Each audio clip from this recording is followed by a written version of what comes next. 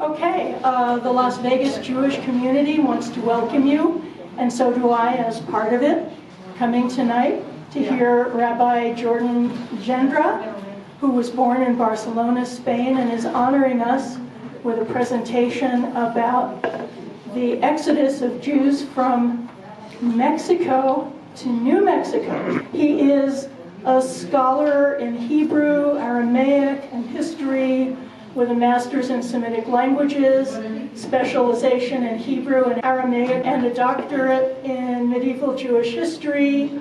He's also founded many different Jewish societies in Spain and in Philadelphia, I believe.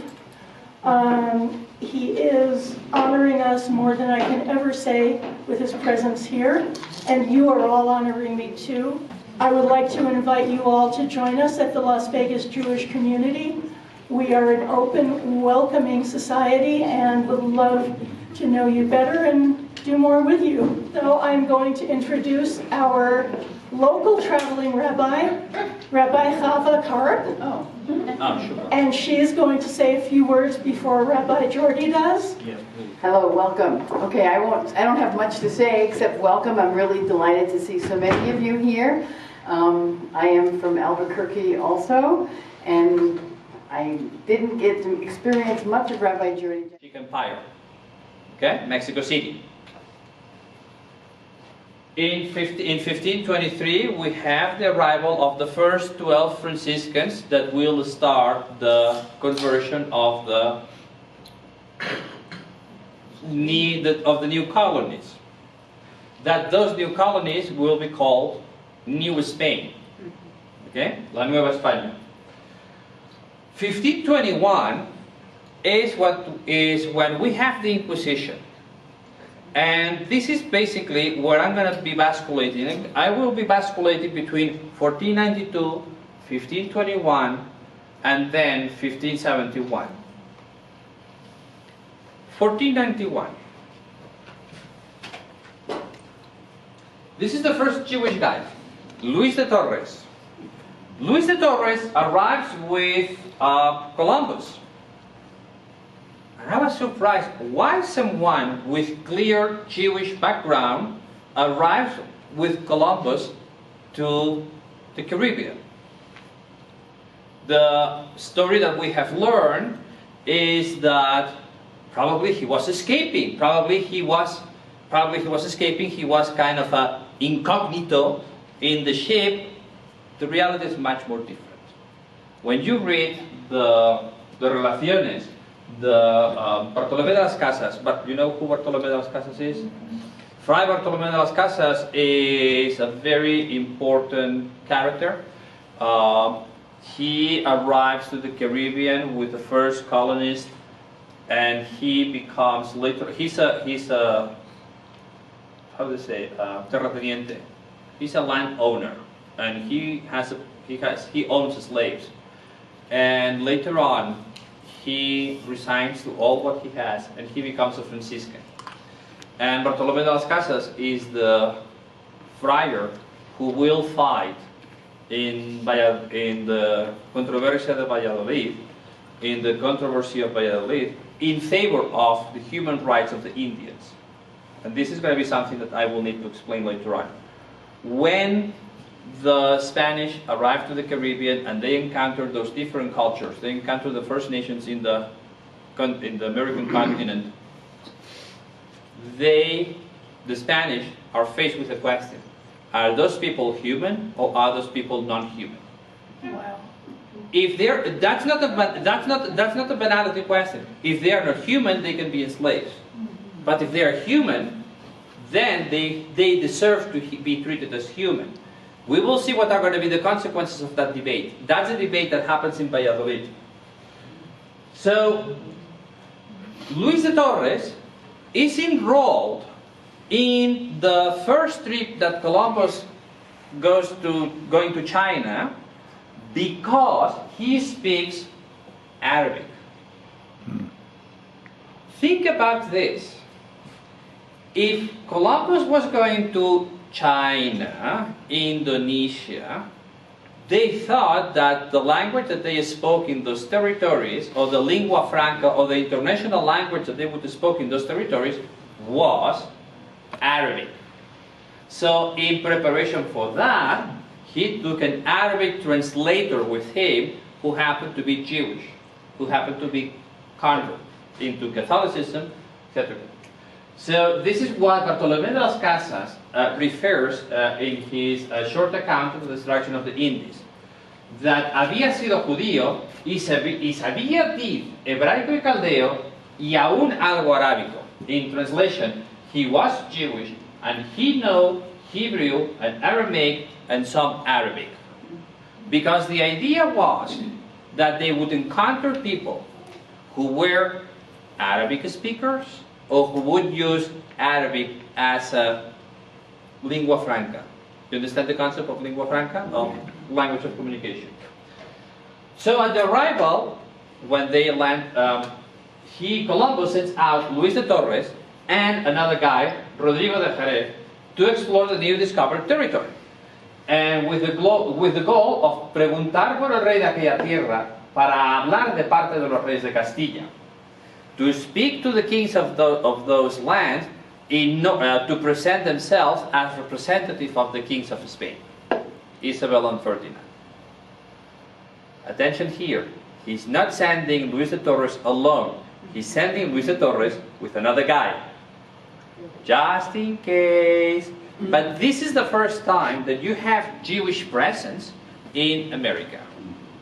He's the first one. So the Jewish presence in America happens not to be just an accident or just it's a decision because we need a translator. So that's the first case.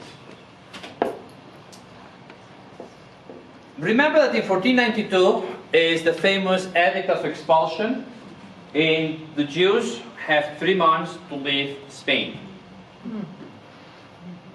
This was promulgated on Easter 1492. We know that by summer 1492 we still have Jews in Spain. Okay? So not everybody moved away. I mean, there was an exodus, this is not to say it, but we know that when Columbus departs from Spain, there are still Jews in Spain. So what I mean is the expulsion and the beginning of the trip, the first journey, happens at the same time. So there is no transitional period there. So keep that in mind. The other thing is 1522, we have Charles V, Charles I or V, it depends how you count, creates the Leyes de Indias. You have a new vast territory that has been conquered, which is Mexico. You need to have some type of laws to decide how you're going to treat all those people. So that's Leyes de Indias, 1522. In 1522, it says, ninguno nuevamente convertido a nuestra santa fe católica de moro o judío ni sus hijos puedan pasar a las Indias sin expresa licencia nuestra. Translation. Nobody recently converted into our holy Catholic faith from Moorish, meaning Muslim, or Jewish background, nor that person nor his children can migrate to the Indies without our express permission. Meaning you need a license to do that. You cannot just go away. You know, when you have the law, then you have a way of getting of preventing that from happening. So here you have the two things that I want you to remember. There is an expulsion in 1492, but also in 1522 there is express prohibition for Jews to move into the new continent. Okay? Saying there was permission or not permission? There was no permission. There's a specific prohibition, sorry. There's a prohibition for Jews or converts or descendants of converts to move into the new continent, except if you have a specific permit by the king. What about Jews who converted on the spot in Spain? No. You need a specific permission. If you don't have the permission, you cannot go. Could they leave for other parts of Europe? Yes, you can go. You can actually. I mean, remember when you have the Exodus. The Exodus is North Africa. It's to the Ottoman Empire. It's towards Portugal, or it's towards the northern territories of Spain, which is Belgium and Holland. So those are the different venues of escape. Or Italy. That's the other important The one. question is, if the Jews signed a declaration that they were converting to Catholicism, could they stay in Spain? Oh, in Spain, yes. Okay. Yeah, no. But they could not move. No, my point is they can remain in Spain, but they cannot move into the new territories. Well, in time they might, because they would then be Catholics. Don't rush! Don't rush, because we will see what happens. The other thing is, the Inquisition arrives to America in 1571. So between 1521 and 1571, during those 50 years, what's happening? Basically, what's happening is Adrian VI, the Pope Adrian VI, allows local bishops to do the function of the Inquisition. The Inquisition is working in Spain. The Inquisition is working in Europe. The Inquisition is not working yet in America, in the new continent. Who is doing that function? The bishops. There is only a little problem. The bishops are not well prepared to judge those type of cases, and also there is what they call compadreo. There is some familiarities and lax attitudes between the different people. We know you know me. So things get kind of very dilute. So again, the different bishops will have powers to judge in matters of faith. However, you remember that I mentioned the controversy of Valladolid, if the Indians are humans or are not humans? After 2 years of deliberation, the tribunal decides that Indians are humans. Therefore, they escape the tribunal of the Inquisition. The Inquisition can only judge people from European background. Then you have Tribunal de Indios, you have the specific tribunals for Indians that will judge Indian cases. But the Inquisition only deals with Europeans. Okay, so that's another important thing. Moving on. So what happens during those years?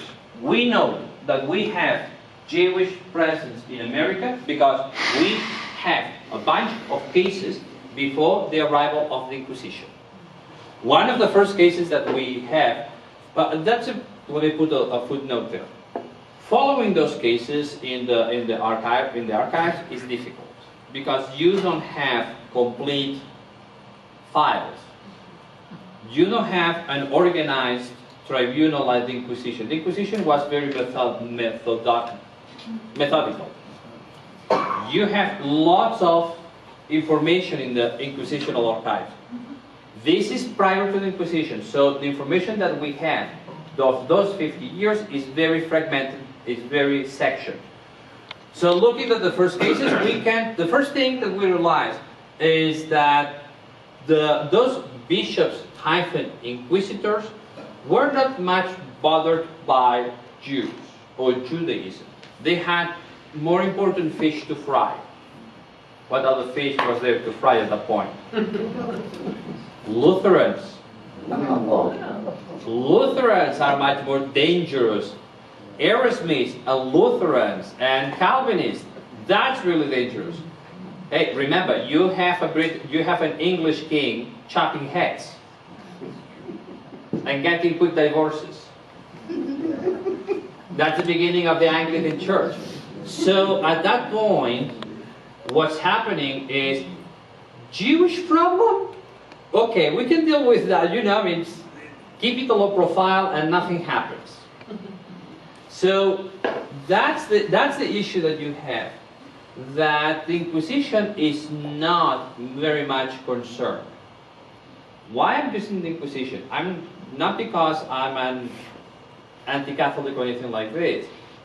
For me, the Inquisition, the actions of the Inquisition, is the reactive to the Jewish presence.